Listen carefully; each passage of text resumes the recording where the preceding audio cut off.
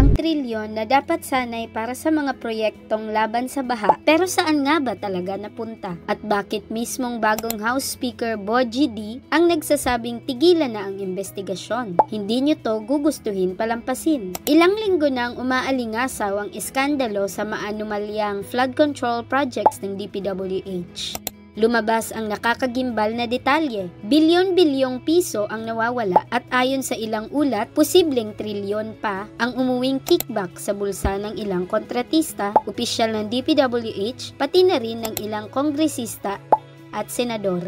Pero ito ang mas nakakagulat. Sa gitna ng kaliwat kanang pagdinig, mismong si Speaker D ang nagsabing itigil na ang investigasyon sa Kamara. Pero teka, bakit nga ba? Ayon kay D, mas makakabuting ipaubaya na lang ito sa bagong Independent Commission for Infrastructure o ICI na itinatag mismo ni Pangulong Ferdinand Marcos Jr. Ang dahilan daw, nabahira na ng kawalan ng tiwala ang Kongreso dahil sangkot din sa isyu ang ilang mambabatas gaya ni Martin Romualdez at Zaldico. Pero hindi yan ang pinaka-nakakagulat na parte. Dahil bago siya magsalita, 2 beses pa lang nakakapag-hearing ang komite ng Kamara at bigla na lang napatigil ang lahat. Kayo, ano sa tingin nyo? Dapat bang ipasa sa independent body ang investigasyon o dapat ipagpatuloy mismo ng Kongreso ang paglilinis sa kanilang hanay? I-comment nyo ang sagot sa baba. Ang ICI ay pinamumunuan ng dating Supreme Court Justice Andres Reyes Jr. kasama sina Rogelio Singson at Rosana Fajardo at may special advisor pang si Mayor Benjamin Magalong. Ayon kay PBBM, layunin nito hindi lang tukuyin ang may sala kundi magmungkahi ng reforma para maiwasan na maulit ang ganitong uri ng korupsyon. Samantala, hati ang reaksyon ng publiko. May mga sumasang-ayon na mas credible ang isang independent body pero marami ring nagsasabing tila pag-iwas lang ito ng mga kongresista